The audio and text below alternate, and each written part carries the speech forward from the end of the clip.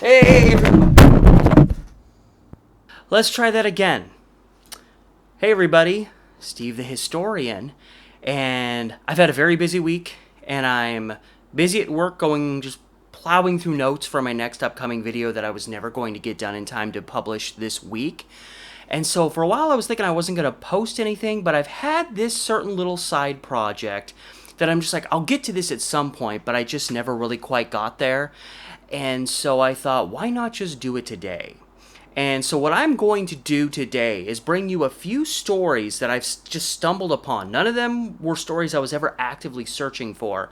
I just stumbled onto them as I was researching other things. And these are several instances I found. They're actually all from the 20s, I believe, wherein, or at least what the stories that supposedly happened were all in the 20s. And they're all instances wherein someone confessed to a murder that either didn't happen, it wasn't necessarily a murder, or perhaps it happened, but there's just not enough or maybe no evidence that it actually did happen. Just an interesting succession of stories, all of which are very distinct from each other, even though they all deal generally in the same topic of taking credit for something horrible that you didn't actually do. So that is what I'm going to talk to you about a little bit today.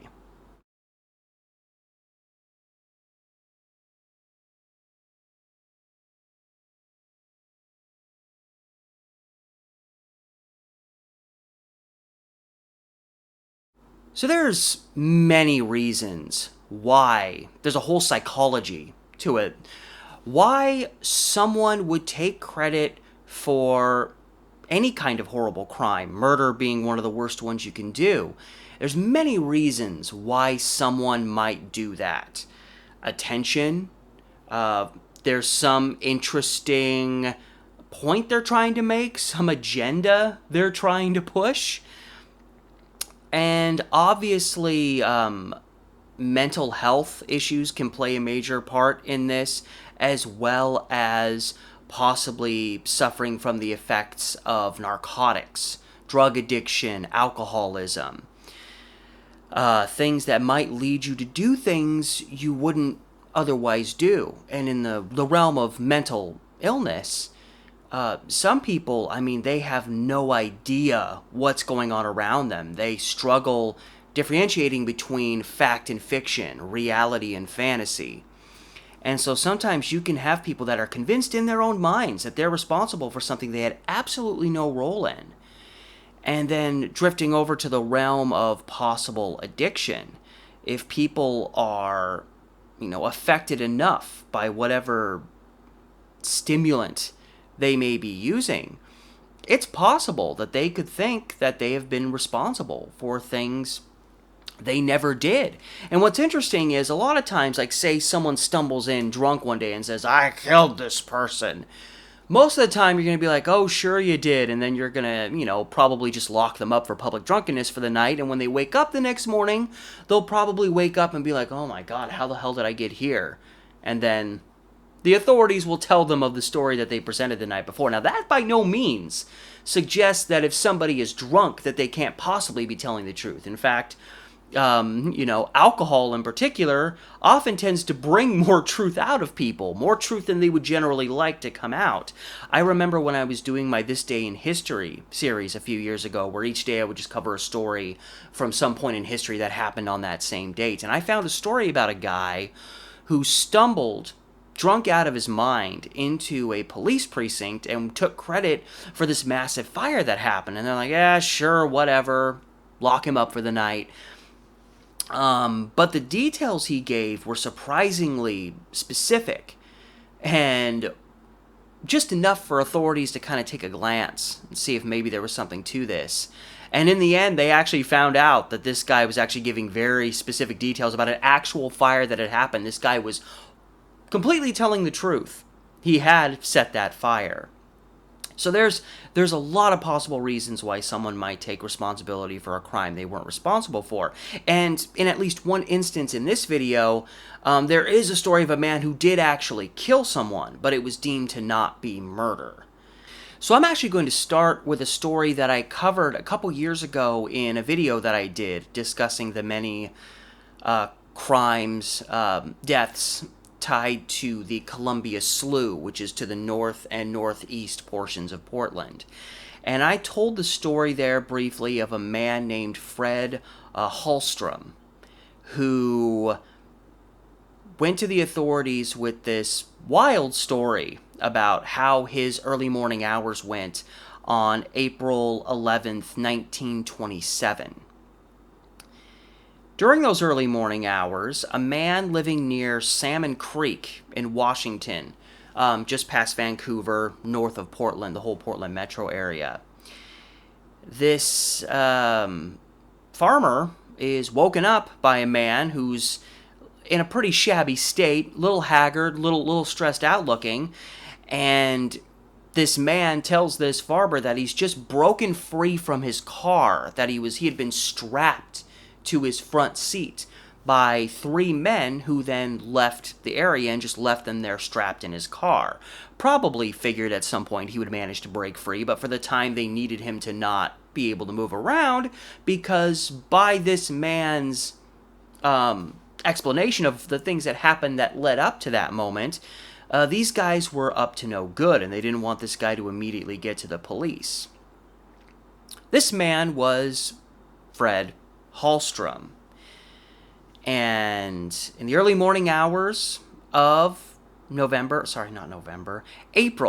11th, 1927, he is out towards Beaverton, west of Portland, driving along, and he sees a flashlight in the distance. And the individual waving this flashlight, waves him down like, "Hey, can you help me?" And Hallstrom stops, and right at that moment, this man pulls a gun on him. And once this guy has a gun on Hallstrom, he waves some accomplices over. These two other guys appear, so there's three in all. And they're carrying with them, they have machine guns, which is probably part of the primary reason that Fred Hallstrom chooses to comply with them, but they're also carrying a large gunny sack that has something thick and heavy inside. And they toss it into the car. They have the gun on Hallstrom, and they say, "Listen, you're going to drive us where we want to go." And Hallstrom takes them on this roundabout journey into Portland and heading north. And there's two different locations given as to where the next event in the story takes place. Now, there's two different locations that were ultimately given as to where this next part of the story happened. And when I was researching it before, they said that it was where Vancouver Avenue crossed the Columbia Slough is where this happened. Now, as I found more resources, as I was able to get some Oregonian articles and find more on the story, there were more resources saying that it was dumped from the bridge that Interstate Avenue would cross before crossing the Interstate Bridge over the slough. So it was one of those two locations. They're not that far apart from each other. Whichever bridge it was crossing the slough, this is where the men have Hallstrom stop. And they drag this heavy gunny sack out, and they toss it over the bridge into the slough. Get back in the car, tell Hallstrom to keep going north into Washington. And you probably have guessed at this point what Hallstrom thinks is in this sack. He presumes it was a body. Like, he's thinking in this moment, I've been abducted to drive some killers to a spot where they can dump their body. I mean, the video that I covered in a few years ago, it's about all the bodies that have been dumped in the Columbia Slough. And he even mentions while they're driving that the men are very attentive to the sack. When the sack would slide on the floorboards when they would turn the car, one of the guys would reach down and kind of hold it in place, kind of a little intense about it. Like, what are you hiding in this sack? And then they travel north into Washington. Now, the route that Hallstrom gives, he says they take the main Beaverton Road to Macadam, which travels along the west side of the Willamette River in South Portland today. They then cross the Selwood Bridge to the east side and make their way up to Division Street, where they go all the way out to 82nd Avenue, before apparently turning at Sandy and gradually making their way over to either Vancouver Avenue or the Interstate Bridge. Now, if that is an accurate route that they covered, they would come to Vancouver more quickly, but it's a more direct route going north if you went over to Interstate, because the bridge is right there to cross over into Washington. It's just a very strange route. I don't know why they would have him, unless they were maybe trying to lose some heat they thought was chasing them, but I don't know why you come from the west side, cross over into the east side. You can immediately start going north. Vancouver Avenue's right up there, Interstate Avenue's right up there, but they go all the way out to 82nd, way out on the east end of town. The 82nd was pretty much the east end of Portland.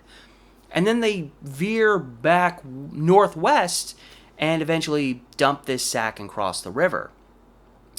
In the vicinity of Salmon Creek, they have Hallstrom stop the car and they strap him into his seat. And he says that these men get out of the car and there's a sedan close by that they hop into and it takes off heading north. He says north towards Seattle, as you would probably logically say. Just the car went north and they leave Hallstrom there. And so Hallstrom's pretty convinced that this vehicle was there waiting for them. This was obviously somebody who was involved in whatever action these men were involved in. So after screaming for help for a long time and struggling to get free, Hallstrom manages to do so, gets to the nearest house and tells this farmer what happened, and the police are called.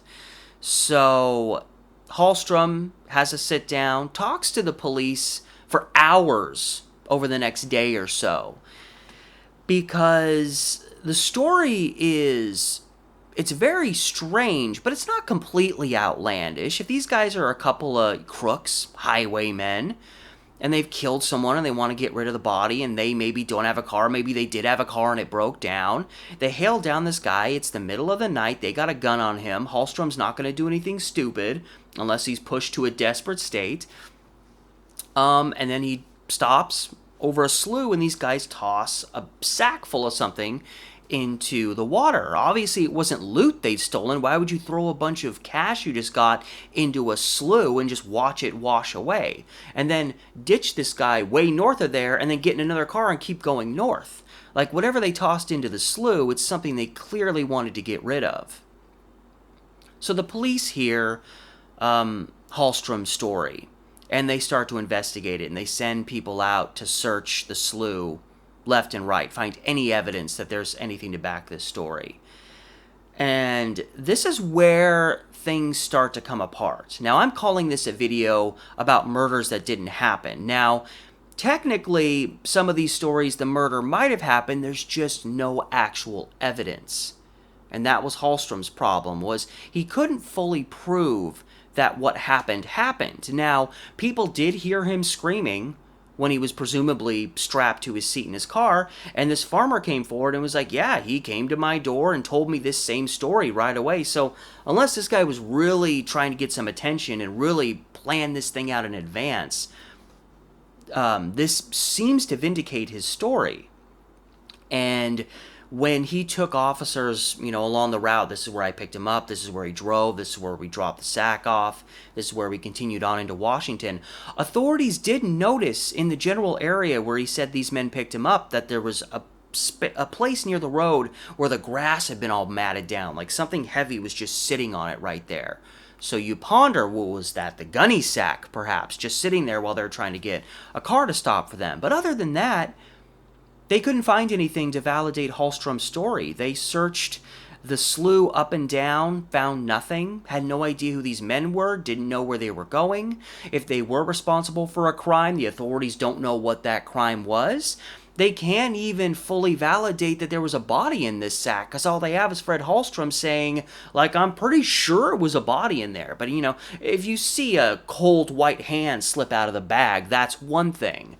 But he was mostly just going based on the behavior of these men, the general outline of how the sack looked. That's really all he had to go on. And Hallstrom doesn't really help his own story, because he's He's a little aggressive. He's a little unreliable. He's a little strange. And he'd had a pretty rough week leading up to this point, leading up to presumably getting kidnapped in the middle of the night at gunpoint. On April 5th, about a week earlier, he gets pulled over by the police. He's issued, traffic citation, whatever.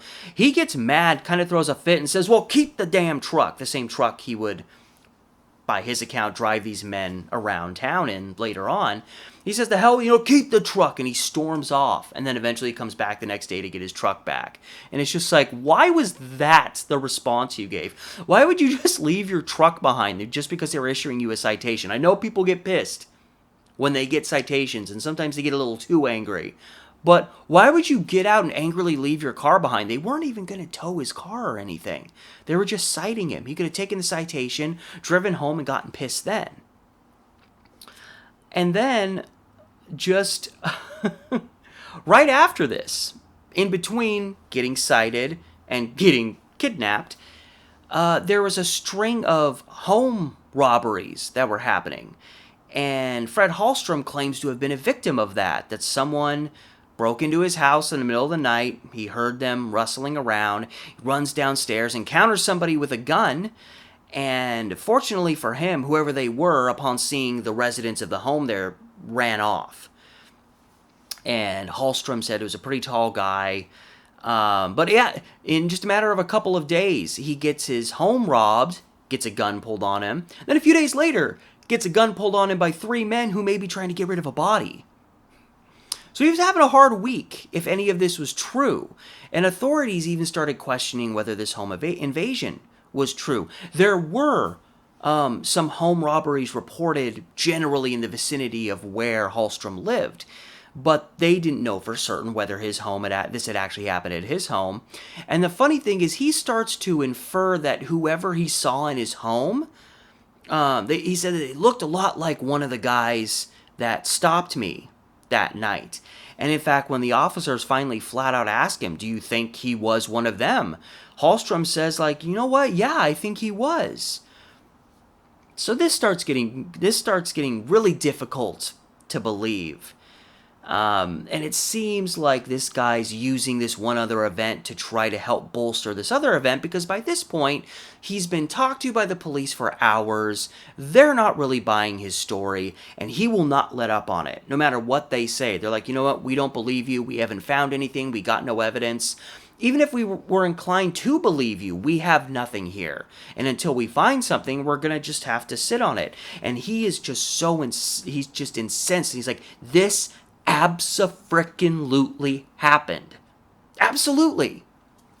And after a few days, law enforcement gets so fed up with him. This is Portland police, because presumably this sack has been left in the slough in Portland. They pawn him off on the Washington County police off to the west, because technically, if his story is true, he was abducted in Beaverton, which is in Washington County, Portland being in Multnomah County. So they were so fed up with Hallstrom that they just said, here, Washington County, you deal with him, and if you don't want to, you don't have to. And it seems the story kind of faded off after that. Either way, if Hallstrom is telling the truth, maybe he got to a point where he's like, nobody believes me, nobody cares, I keep telling people this happened, but nobody's listening to me, so I guess I'll just drop it. Or if he's lying, you get to a point where you're like, all right, nobody's buying this, so I guess it's on to the next grift. So, it's a story that could have happened, but we don't have any actual proof. We just have one man's account, and a man who, it seems like, at the very least, he was maybe prone to exaggeration. There was a lot of things happening in this guy's life over the course of a week. So we just don't know for absolute certainty. Now, this next story is pretty fascinating, and it's one of these stories. There's more than one story I'm going to tell where the confession given in relation to a murder case that happened in Portland are given by someone who's like hundreds and hundreds, couple thousand miles away from Portland, somewhere else altogether. And that takes us to 1924 and a man named C.R. Moore. On October 16th, 1924, Moore is arrested near Denver. Not Denver, Colorado, Denver, Iowa. I actually looked that up because the first article I pulled up, it said Denver, Iowa. And I'm like, what? And then I looked it up and there actually is a Denver, Iowa. And it's interesting because the name of the town where he was actually caught, because he was caught for having a stolen car, the small town he was found in there's actually a town by that name in Colorado too. The name of it escapes me. So for a moment I had to really look and determine, did this happen in Colorado or Iowa? It happened in Iowa. So C.R. Moore is arrested. He's transported to Denver, Iowa for safekeeping. And pretty much what happened was he stole a car in Oregon and was finally captured in Iowa. He randomly stole a car in Eugene from a guy who was actually a professor at the University of Oregon. Just snatched up his car and took off east. And while he's in custody, he suddenly admits to killing a man not long before he fled east, killing a man in the Portland area. He was busted in Iowa for having a stolen car. He claims during another effort to steal a car, he waved down a man and a woman in their car and pulled a gun on him, tried to take the car from them. And by his account, the man quickly reacted. He reached for the gun. There was a scuffle. Moore panicked and started firing. And the shots were just going wild. He was just shooting in a panic. And one of the shots hit the man, ripped right through his neck. And Moore panicked and fled the scene. But based on the shooting event itself, probably panicked and fleeing the scene. He probably didn't fully have a great memory of everything that did happen. But the fact that he also shot the guy through the neck, he was, I think, more convinced that he killed this guy than he actually was there and watched the man die or saw actual circumstances where it's guaranteed this man died. The woman is screaming in the passenger seat and he just freaks out and runs away. Splits town, heads south to Eugene, steals a car, travels out east, and finally he's busted way off in Iowa in this stolen car. And so it's interesting because it seems like this was an isolated situation. There's no witnesses. It doesn't seem there's any reason for this guy to think people are after him for shooting anybody. And then he just outright admits to this shooting. So you'd think, putting yourself out there like that, you'd think this guy is telling the truth. And authorities in Iowa get back to Portland and tell them, hey, we got this guy, C.R. Moore. We busted him stealing a car in Eugene. He's out here in Iowa, and he claims that he shot a man to death back in your neck of the woods. So local police look into the matter and can't find anything. And here's the interesting thing is you would think they would probably find something rather quickly because by Moore's account, he only shot the man in the car. He didn't shoot the woman that was in the car, so she should be a surviving witness. So whether she knew who he was or knew to finger him right away, they would probably have it on record, hey, we have this woman who came to us and said that, or the man she was with, I don't know what their relation would have been, the man she was with got shot by this man trying to hold him up, and she would present details that would probably sync up with what Moore said. So it should have been fairly easy for them to find anything, assuming this woman would go to the authorities in the aftermath of all of this. And even if she didn't, if this really happened, it seems likely at some point authorities would have been contacted and the man shot, if he did in fact die, he would have been, taken to the hospital to try to save him, or at least taken away, declared dead on the scene and taken to a funeral home or whatever and prepared for burial. And so, but the police find nothing to go with this story. They had a story that they thought might possibly be the one he was talking about. There was a man who at the time was unidentified, and I don't know if they ever did find an identity for this man, but there was a man found dead near the Columbia River Highway, near Warrendale, east of the Portland area. He was just lying dead on the side of the road, and he had been shot through the neck. So that synced up with what Moore was saying. And, I mean, it seemed like it was a case of murder. I found no information that said there was a gun found nearby. Nothing to prove that this was done, by this man to himself. So authorities don't fully disbelieve Moore, because this could be the person they're talking about. Warrendale's not super far from Portland. And so they're keeping an open mind, so to speak. This could be the man that Moore was talking about, and he's just left on the side of the road. Which, you'd think, oh, stolen car. Well, no, but he stole his car in Eugene. He never stole this car. So you would think, again, even if this woman, for whatever reason, panicked, screamed, and fled, and then didn't tell anybody what happened, this man, you'd think, probably would be found still in his car. Now, maybe someone could come along, see this guy's dead in there, and maybe they're a hardened criminal themselves. They grab him, throw him to the side of the road, and steal his car, and it really is the guy that Moore killed, as someone took his car and sped off with it. But then again, wouldn't that guy probably eventually get busted for having a stolen car, like Moore was, way off in Iowa? Maybe. And then, a couple days later, he's waiting in Iowa because there's an officer all the way from Eugene that's going to come out there, pick him up, take him as a prisoner, and drive him all the way back to Eugene. So while they're waiting for this guy to get all the way to Iowa, Moore is, sitting there in jail in Denver for a few days. And then out of nowhere, he just says, nah, this is fake. Made it up. He admitted taking credit for several murders and crimes that didn't happen. It was like he just did it for the hell of it. He did it for fun. He was just a jerk-off criminal. I mean, when all is said and done.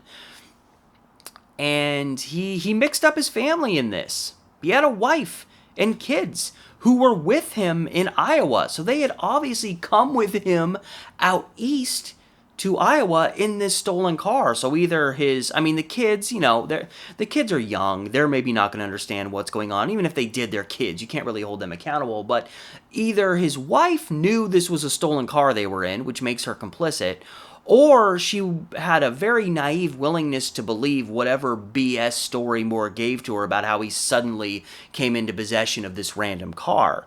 So the whole family is out there in Iowa. This guy's got a wife and kids, and he's out here screwing around like this, taking credit for crimes that never happened. That is, if he can be believed that he made the whole story up. Maybe he was telling the truth, and then suddenly realized, I'm going to get in more trouble for this. Maybe I should backtrack this while we're still in this state that Portland authorities are saying we don't quite have anything on him. What's even more ridiculous is this officer. I have to look his name up. His last name was Van Svarverud. I don't know if I'm saying that right. Svarverud. Svarverud. So I'm just going to call him the officer that took him home, because I'm not going to remember that at all. He finally gets to Iowa, and he's driving Moore and his family. They're all in the car, the stolen car, and the officer is driving them back all the way to Oregon.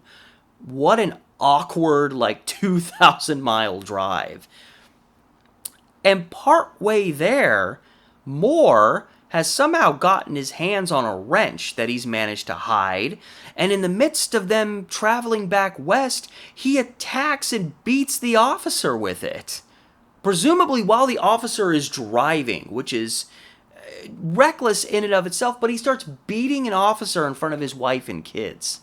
And so partway home, they have to stop, they shackle up C.R. Moore best they can, and they have him take a train back after this assault on this officer.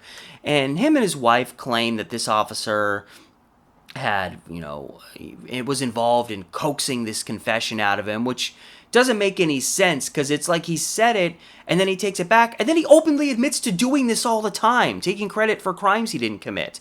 But now it's, no, this officer, he forced him to confess to this. And it's like, well, how exactly did he do that?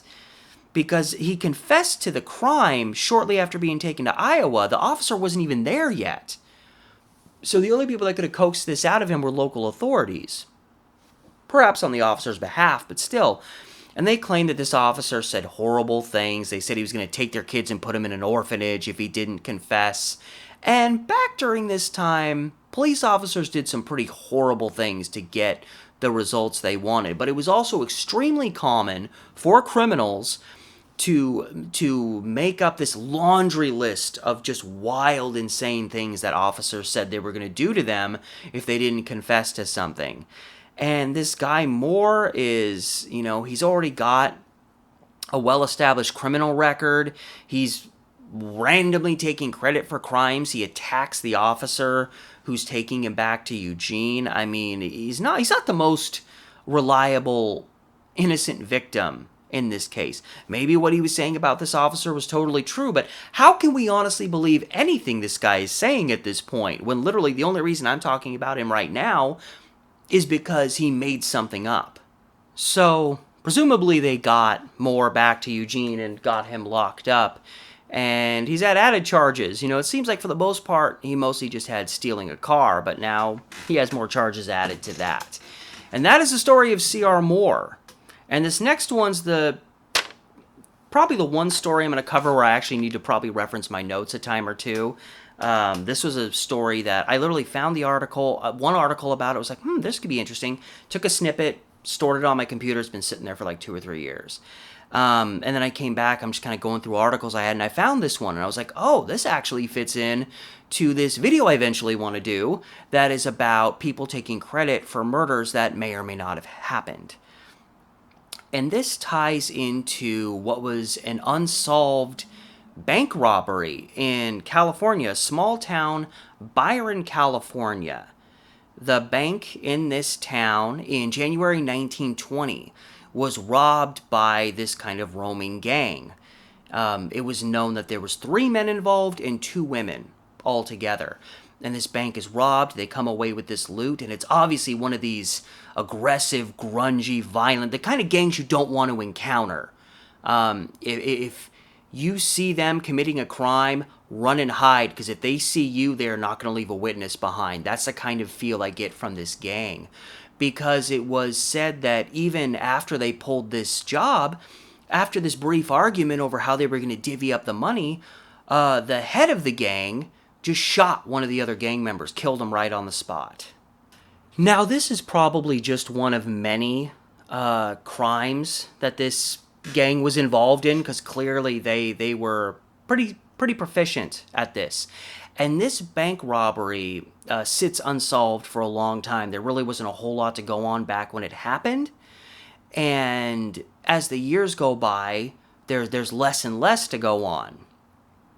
And then by the summer of 1956, this case that's been sitting here forgotten for pushing 40 years now, all of a sudden it gets revived when this older informant, they're simply just described as an informant, someone that has some details on this story, comes forward and says like they know who were involved.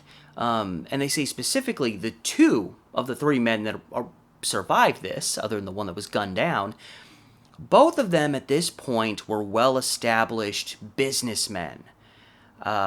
So probably not someone so easy to go after. It's one thing to just say, oh, these guys did it. I absolutely know they did. And you have one informant, and then you go after these people that have become probably reputable businessmen. And there's always issues with that. We always like to believe that businessmen are so, even nowadays, and I'll never understand that. There are so many scumbag people. Most of the scummiest of the scummy are just straight up businessmen. Doesn't mean they're all bad, but I don't get why people think businessmen are so great. Maybe it's because they got a lot of power and money. But back in the day, if you were a reputable businessman, no matter what, no matter how many skeletons you may have had in your closet, it was substantially harder even back then to go after people like this. They usually had a lot of influence, a lot of people, citizens, people who don't even know this individual, they have a willingness to believe that they're a good person because of where they stand in society. So this informant was a little concerned, and while authorities are glad to have someone with some information, they realize they have to tread very lightly. They can't just, you know, beeline it to these people's homes, arrest them, and say, gotcha, and then it's, a quick conviction, and all is well. We can finally say this bank robbery has been solved. But the informant is probably fairly reliable, which is interesting because the murders that may or may not have happened element in the story comes from this informant. Now, I never found in any articles that this informant's name was given, and it was said even in some articles that that was intentional because of where she was at in her life. This woman was in the process of dying, like she was dying of cancer. And she wanted to, clean her soul as much as she could. And why would she need to do that? Because she, by her claim, was one of the two women that was involved in this bank robbery. They roamed around with this gang. And so she, knew about this other member that had been shot. But she also expressed information about some of the other crimes that this gang had been involved in. And some of that tied back to Portland, Oregon. And now, in particular, glancing at my notes just to keep things square, there were 3 men in the Portland area that this informant claimed the gang was responsible for killing. And it's interesting because authorities ultimately found nothing on any of these men. Any men with these names, and granted, one of the men they didn't know his full name, but for the names given, they had no information. They couldn't find any individual under these names that had died in Portland, around the time that this gang was active, or, any murders that had happened to people with these names. Now, the informant said these 3 men were a man named Charles Myers, who they killed in 1927. And in some newspaper reports, I read that they killed this man in Oregon City. However, later, Myers' death would actually be attributed to Forest Park. And like Columbia Slough, Forest Park has its history with crime and body dumping and things like that. In fact, the movie Gone, the Amanda Seyfried movie that came out a while ago, was critically panned, and it's like, I kind of enjoy it because it's a bland thriller, but it's in Portland. I see things I recognize, but it revolves around a man who kills people, or at least abducts them, and then leaves them in Forest Park. Forest Park is like an integral part of that film. Now, this informant will say that 2 of the victims that they killed were actually killed in, actually not Forest Park, but Maclay Park, which Maclay Park as of now is it's, connected. It's interspliced into Forest Park. It's the same area. Now, she says Charles Myers was killed there, and another man that they only knew by the name of Conway, who had said they killed in 1926. And he was also killed in Maclay Park. Now, it's important to realize that Maclay Park was, the land for it was donated to the city by a man named Donald Maclay, who it was named after.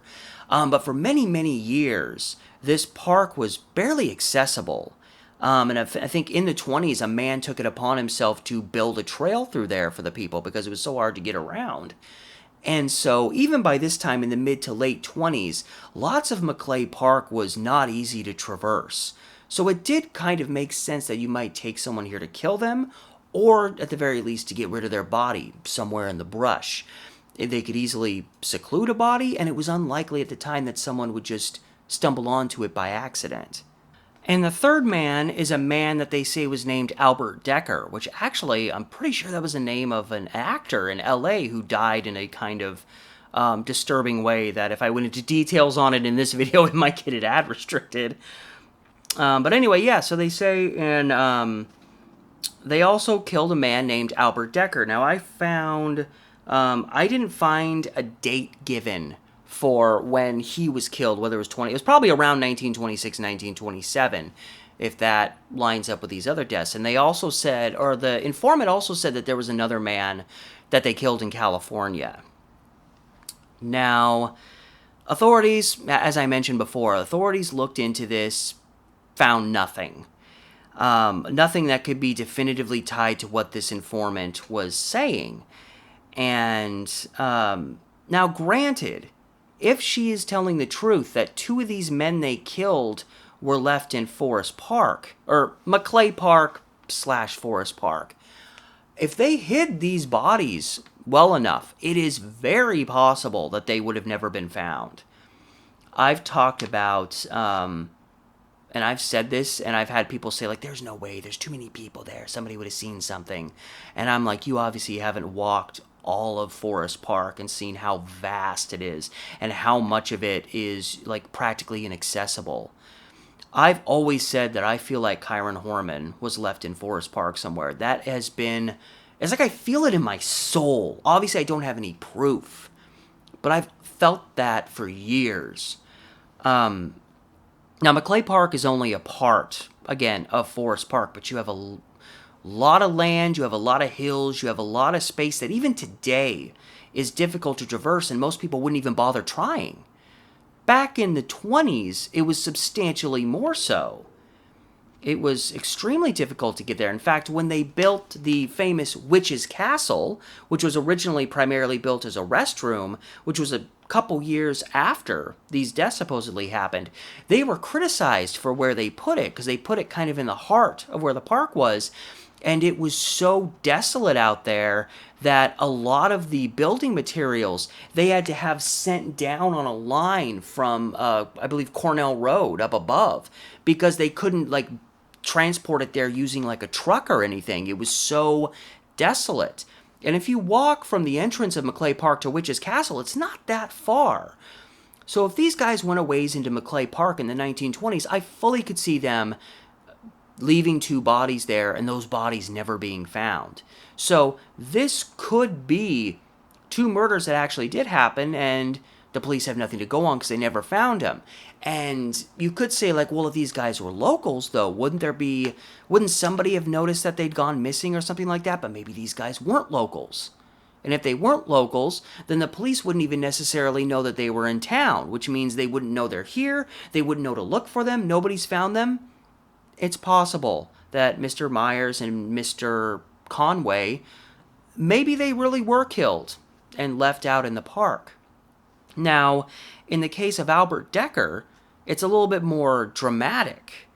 And I never found a motive for why they killed Conway. The informant said they killed Myers because he'd become enamored of one of the girls that was in their gang, and they didn't like that. Probably trying to, maybe he was getting a little too close, and they were like, this guy's going to make trouble, we need to get rid of him.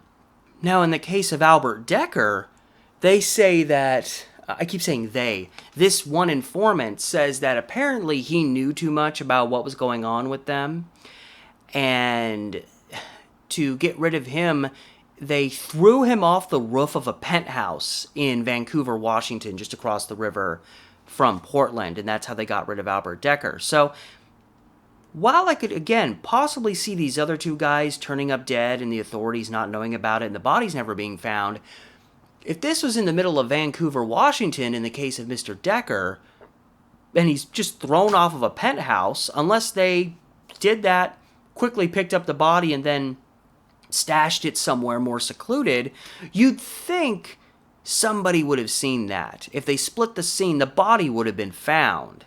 It's a little harder for me to believe that this death could have gone down in this way without somebody stumbling onto the body. But that is the information that was given by this informant, that there was these three men in the Portland area, that the gang was responsible for killing them. And the authorities tried and tried and tried, and they just couldn't find anything to validate any of them. In fact, when they went back and looked in records, they did find an Albert Decker who lived in the area, and he died in 1925, but it was said that he died of heart disease. Now, unless he experienced years and years of heart abnormalities, in the process of going from the roof of the penthouse to the ground, these aren't the same guy. And they found some information for a Charles Myers, but it seems the only information they found about him was that he was a registered voter living in Portland as of 1916. This is like a decade before he's supposed to have been killed. And again, the only way I really see Myers and Conway, for that matter, turning up dead and nothing being found about it, I feel like a pretty significant part of it would be that they just have no record that a Myers lived here. Now, granted, they didn't find anything about this man beyond 1916, so maybe there's a Charles Myers, that recently came to town. Maybe he was just passing through in town, so he didn't realize he was going to die while he was there, and authorities don't know he was ever there. But at the end of the day, this is another one where authorities looked into the matter when it got reported.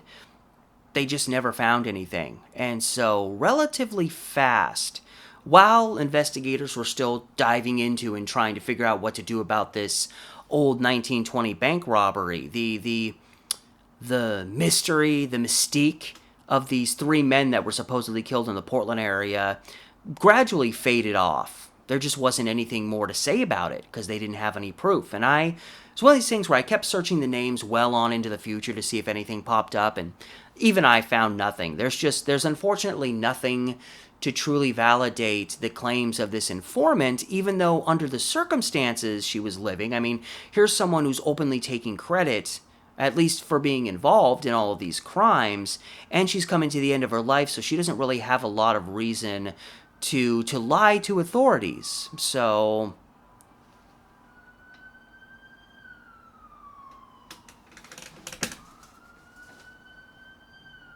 are they pulling in here? We've got a situation. I talk about the authorities. All of a sudden, out on the street in front of our apartment, there's a sheriff's vehicle, and like a fire truck of some sorts. Oh, the firefighters are coming out. I'm not making this up. This is happening. Is there a fire going on?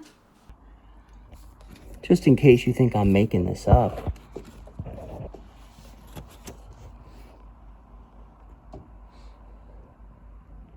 I don't see any smoke, so it's probably more of an emergency. I'm not sure what's going on. Interesting timing. You know, I live near the freeway. I hear, and you know, there's busy streets around us. I hear sirens all the time. It's not very common that they stop right here. So, what a time. I'm sitting here talking about old crimes, police involvement, police investigations, what's going on here, and then that interjects itself.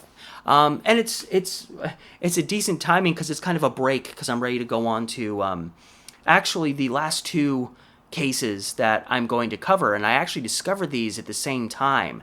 I stumbled onto one that I actually featured in a Historic Murders of Portland episode, and while I was researching that, it kind of cross-referenced to another story that was happening relatively close to the same time. I don't really remember how I found one through the other, because when I tried researching this stuff again, I didn't find anything between the two of them. But anyway, I have two more stories to bring to you. Another story about a crime that may have happened, but there's no evidence. I'm going to save that for the end. That was my Historic Murders of Portland story. But before that, I want to get to a video, and this is probably the most tragic in terms of the individual taking credit.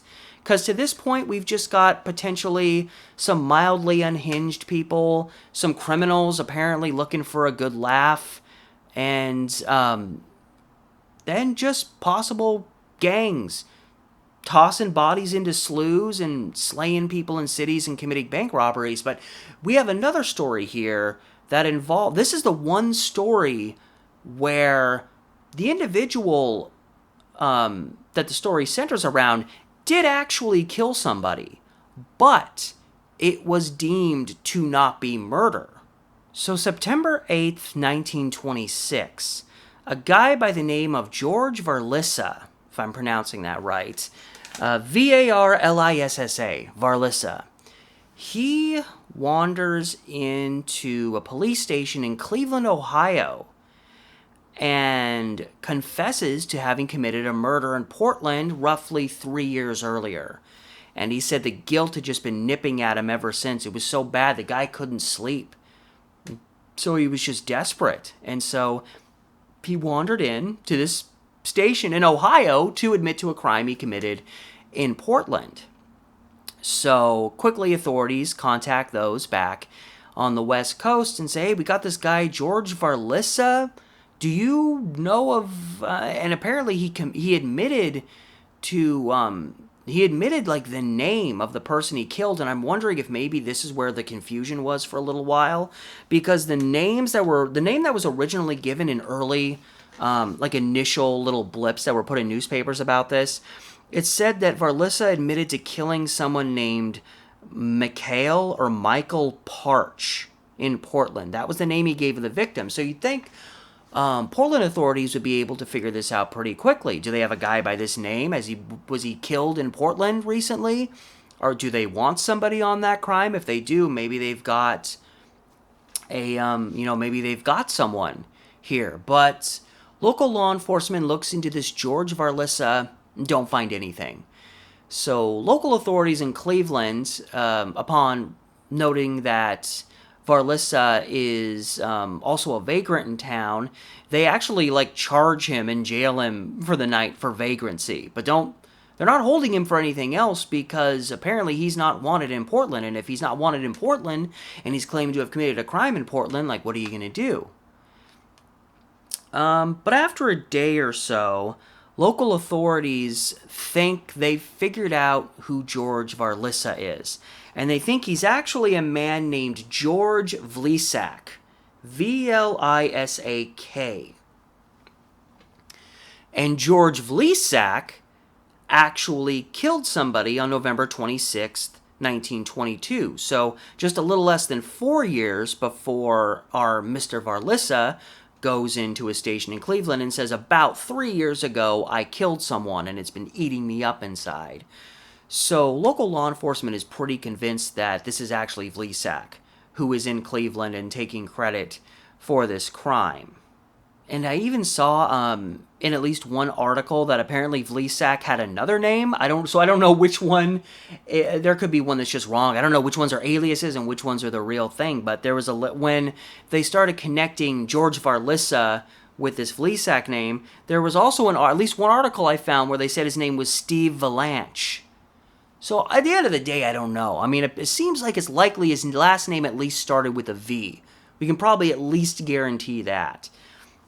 So whether he's Steve Valanche or George Varlissa, George Vlisak, I'm going with George Vlisak. Whatever the case, he apparently back in 1922, he, was at a house in Portland and he got into a scuffle with a man named Michael Parrish. So they were playing with a name like Mikhail or Michael Parch. So the name of the supposed victim didn't match with records in Portland because the guy that Vlisak killed was actually named Michael Parrish. Now, he was apprehended in the aftermath and he was taken to a grand jury to see if he should be found guilty of murder or possibly released for doing this in self-defense. And at the time, he said, a scuffle ensued and he ended up killing this man in self-defense. And the grand jury sided with him, so he was released. He was never charged with murder in this case. He said initially that this was self-defense.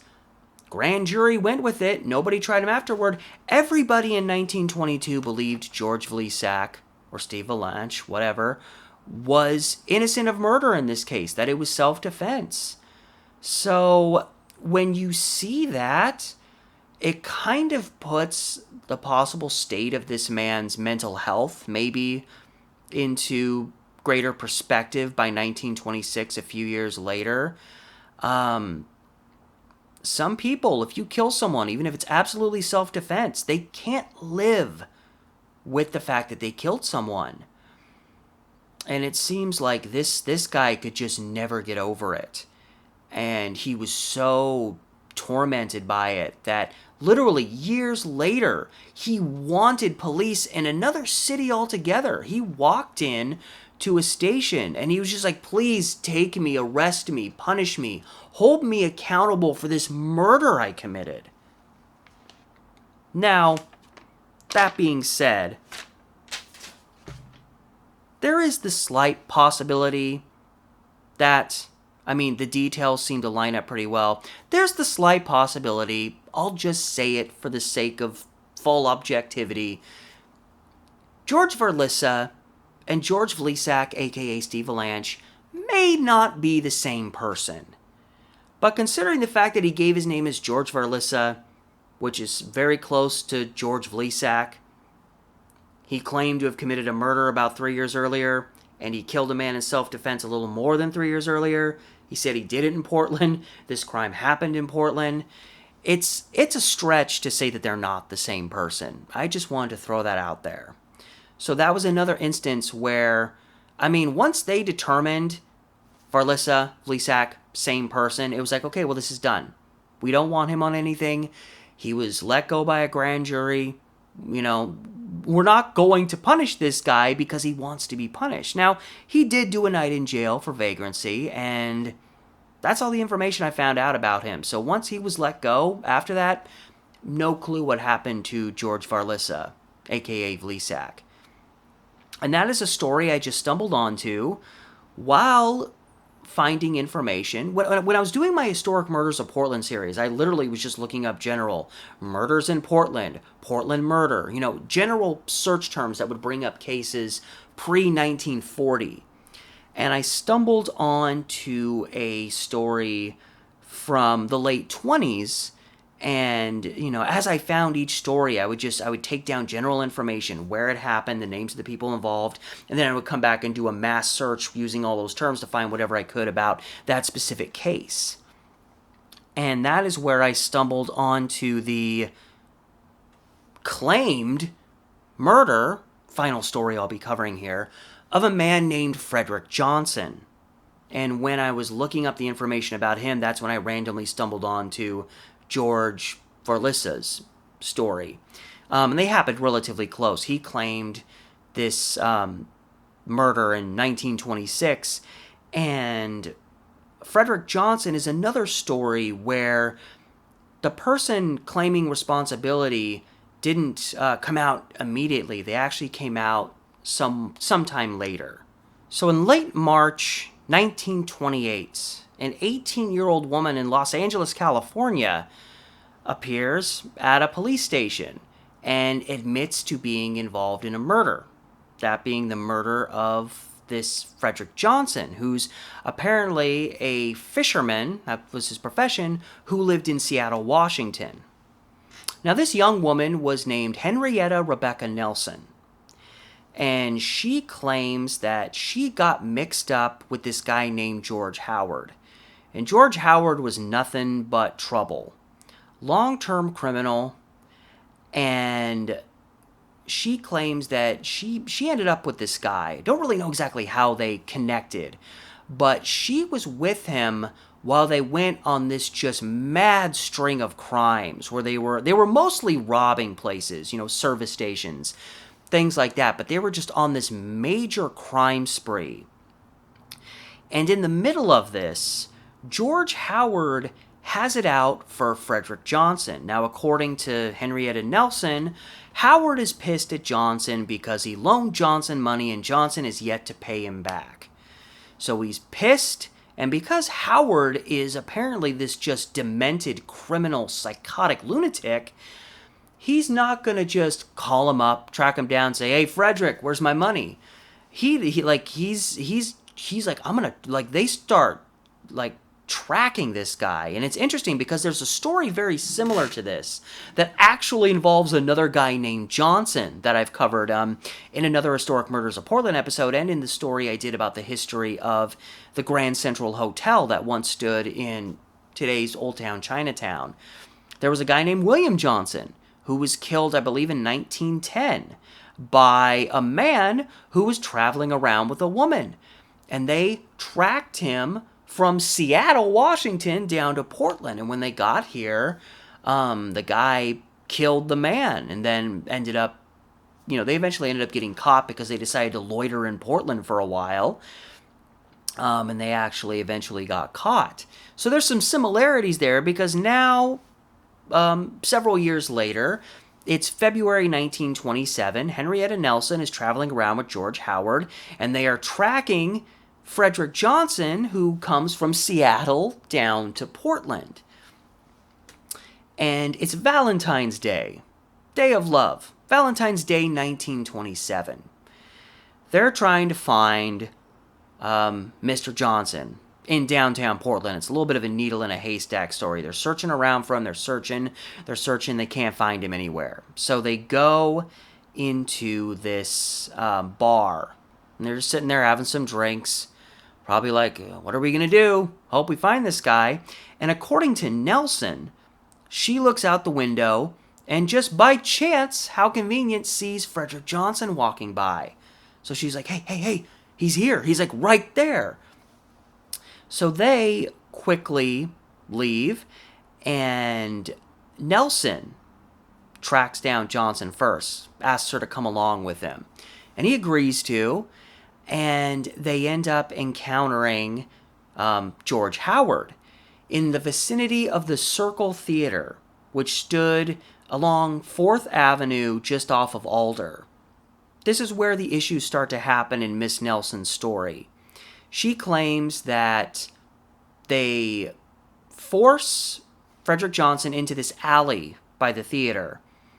Howard has a gun on him, so pretty easy to get people to comply when you've got that. And he tells Miss Nelson to stand more towards the head of the alley and be a lookout for him. And he proceeds to brutally murder Frederick Johnson. Stabs him up, shoots him, really does a number on this guy. And Henrietta Nelson even admits being involved in the killing, even though it's clear that George Howard is the primary responsible. He's the one who shoots Frederick Johnson in the head. But Nelson admits to stabbing him once in the abdomen and then also rooting his pockets to get whatever money she could. And she also says that they took all of his ID pieces, which would make it a little more difficult, especially back then, for someone to identify Johnson if he's found there, especially if he's a stranger in town and he's only briefly visiting. He's not known locally necessarily. But they don't leave his body there. They sneak his body away from there and they take it across the river to the east side, where Nelson says they buried it in a very shallow grave, just kind of using what was there, next to what she described as a sawmill, and then they took off. Now, the problems with Henrietta Nelson's story are, one, there were no alleyways, and the police pointed this out relatively fast. There were no alleyways in the vicinity of the Circle Theater. So where did they take this guy to? Because they say it was right next to the Circle Theater. That's what was reported. And also, you have this claim that they snuck the body to the east side, and Nelson says that they buried it at this sawmill, and she said there was these big smokestacks there. And she even made, this is important, because this really narrows down where they were. She said that she could see, like, the main train station across the river. This is an obvious reference to Union Station, which, this is, 1927, so they would have been south of Broadway, because had they been north of Broadway, odds are their view of Union Station would have been mostly obstructed, and it wouldn't have been right across from them. She remembers looking and seeing Union Station right across the river, which puts them between the Broadway and the steel bridges, really in the land that's just west of where the Rose Quarter is today. And going back even into the 20s, that was all residences and like small businesses. There was just a couple blocks there near the river. There was nothing resembling a sawmill at that particular location. There was nothing remotely like that there. So that creates a problem, because one of the issues was nobody could seem to figure out where this sawmill was that Nelson said they left this body at. And by her description, they are just across the steel bridge and just a little north of there, and there's no sawmill there. So nothing happens, no body is found. this 18-year-old girl comes forward, tells this story about something that happened a year earlier. The even the makeup of the supposed crime scene by the Circle Theater doesn't work. They don't remotely know where this body was, and therefore they haven't found it. They don't know of any Frederick Nelson, which again, if he's from out of town, maybe they wouldn't know him. I tried looking up Frederick Johnsons, who may or may not have died around this time, who were from Washington and Seattle. I used Ancestry.com, and there was a lot of Frederick Andersons, and there was plenty who kind of died around this time. I mean, I wasn't really expecting to find anything, but I tried looking up specifically ones that worked commercially as fishermen and couldn't find anything. I just dove in to try to figure it out. So authorities are quickly beginning to think that this story just is a bunch of nonsense. But the thing of it is, there's a lot of elements of Henrietta Nelson's story that can be verified. So if they weren't involved in killing Frederick Johnson, then it's this strange, bizarre addition to a bunch of things that actually happened. Because, again, Nelson and Howard were on this crime spree that included a pretty significant bank robbery. And as they made it down to L.A., which is, again, that's where she was when she went to the police and reported this story, and pretty much by the time she came to the police station, she wanted to confess what had happened, but she also was in total fear of her life from George Howard, who she said had pulled a gun on him, had threatened to kill her multiple times if she didn't stay in line. And most recently, amidst this mix of crimes that they were involved in, they come down to L.A. She gets a job working pretty much as a maid for this fairly well-to-do family. The father was a dentist, and so she's working for them. She's kind of this sort of chambermaid for them. And Howard concocts this plan that she agrees to be a part of, that they're going to abduct the dentist's daughter and hold her for ransom. And as they're they're trying to bring this plan to fruition, Nelson starts getting cold feet. She doesn't want to abduct a child, and but Howard's all in on it. And apparently the closest they get is they pull up next to the house, and they see the daughter in the front yard, and they try to summon her to the car. And she works for the family, so she's like, "Oh, come here, you can trust me." And maybe it was how Howard looked. I don't know what this guy looked like, but he seemed to be a raving lunatic. And kids are usually pretty perceptive about who they can trust and who they can't. So even though the girl knew Henrietta Nelson, she was too scared to approach the vehicle, and she ran to the house, and they had to take off. They did reportedly successfully rob their house, though. So here's where, Henrietta Nelson's story starts making some sense, because it was a Dr. E.N. Brown, and he said that their house had been robbed, and he acknowledged that Henrietta Nelson had worked for them. And she was able to show the police marks on her, arms and stuff, that she said was abuse inflicted by George Howard. And she even brought them a picture of him. And while it seemed that all kind of trailed off and didn't go anywhere, I did find in one newspaper article a reference that down there in L.A., the authorities had discovered traces of this George Howard, which seems to indicate that this was a real person, that she didn't just make this all up. And the bank robbery had happened. I find it hard to believe that this random girl did this all by herself. She managed to successfully do all of this, and then she just shows up in a police station one day admitting to crimes that there's no evidence for. It was just very, very strange, but there was these little elements that seemed to vindicate her story. So again, you find yourself asking, why would she just come forward and admit involvement in a murder that didn't happen? Why would she implicate herself that way if she's coming to the police in part because she's in fear for her life? Why would she, if she's in fear for her life and fear for her safety, put herself into a position where now she's possibly setting herself up to, if her story can be validated, to go to prison for who knows how long. This is the 1920s. It really doesn't make a lot of sense. But still, there's still enough. There's still enough elements of Miss Nelson's story that local police in LA are like, we kind of believe this person. And they convince the Portland police to kind of take another crack at seeing if they can find something to validate this story. And they never do. And the case fades away. Now, something I found, I didn't find this. I found a lot more information about this story than I did when I did this in a Historic Murders of Portland episode. Granted, that was like 7 years ago.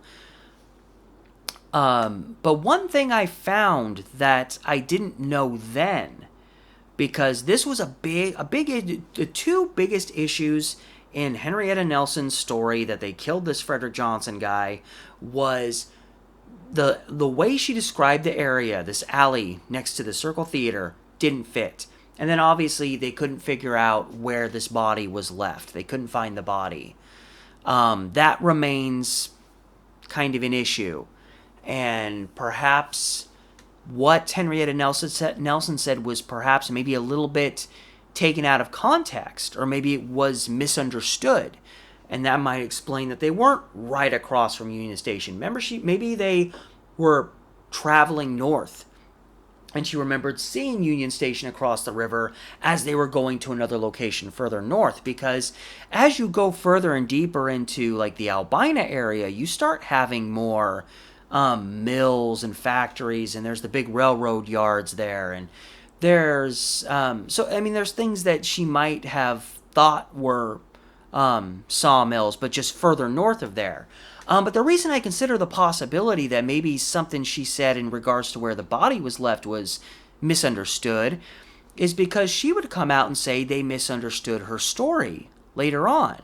That they took Frederick Johnson into this alleyway and killed him there, but it was more that they encountered him by the Circle Theater, but he was led further away from there, and they actually led him into an alleyway that was behind an apartment house nearby. Now, that certainly opens up things again. It could potentially explain away, they said it was an alleyway by the Circle Theater. There's no alleyway by the Circle Theater, so what is she even talking about?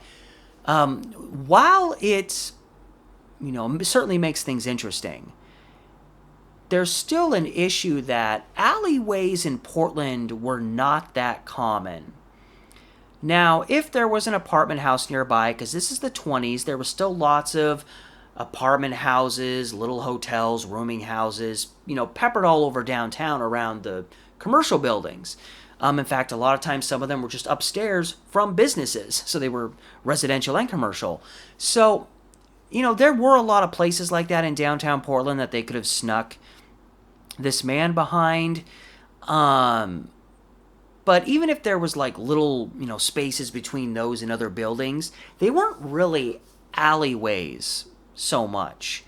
And also, they're right in the middle of the city, and they apparently shoot this guy in the stomach. Apparently nobody hears the shooting.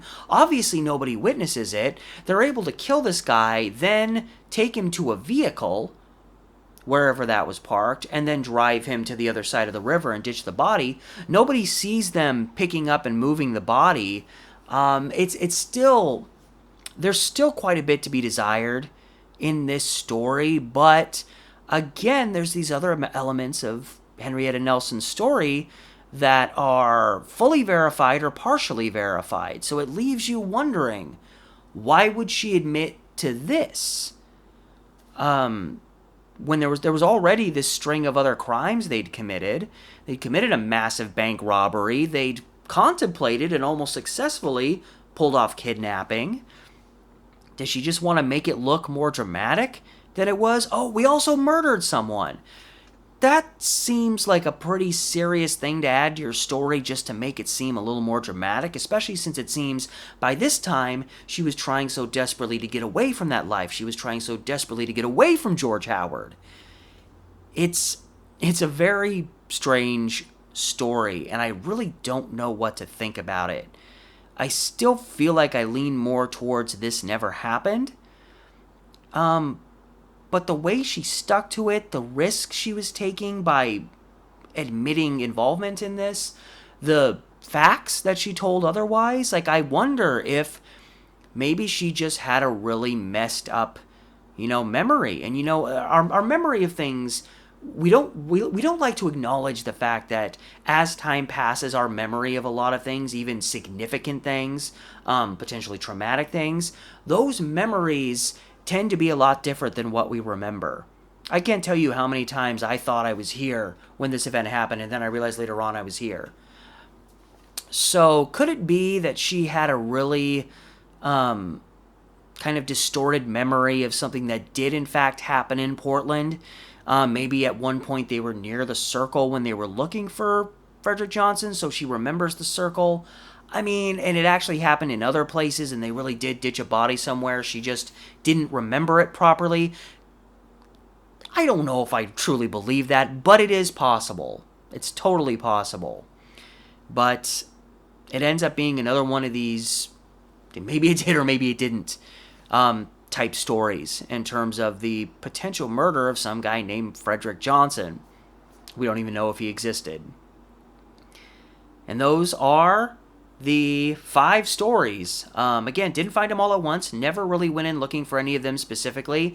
Just over many years, I've gathered up this small collection of stories that tend to have this connection between them, involving potential murder.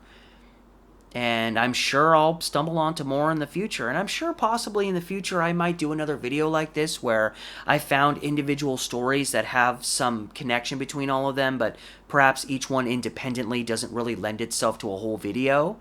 And I might do something similar to this again in that regard. And that said, I would like to thank you all for stopping by today and taking in today's video. Again, I'm working very hard on the video I plan to put out next week, and part of that is going to include trying to word things very delicately so that YouTube doesn't try to ad restrict it or something. You'll see when the video comes out what I'm talking about.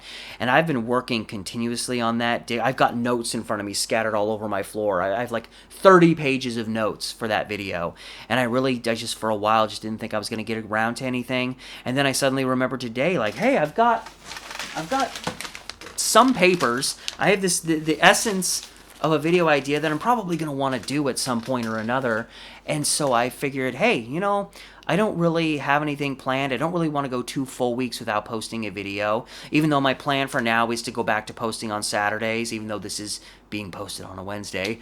But I tried going back to Wednesdays, which I'd done for a long time, and the last few videos I've done trying to do that, they've done horribly. So I'm going to go, and then I posted just on a whim this graveyard video, my last video I did at the Multnomah Park Cemetery, posted it randomly on a Saturday, and it ended up doing better than, these documentaries I've recently done. So I'm going to go back to, for the time being, posting regularly on Saturdays. That's my plan for now.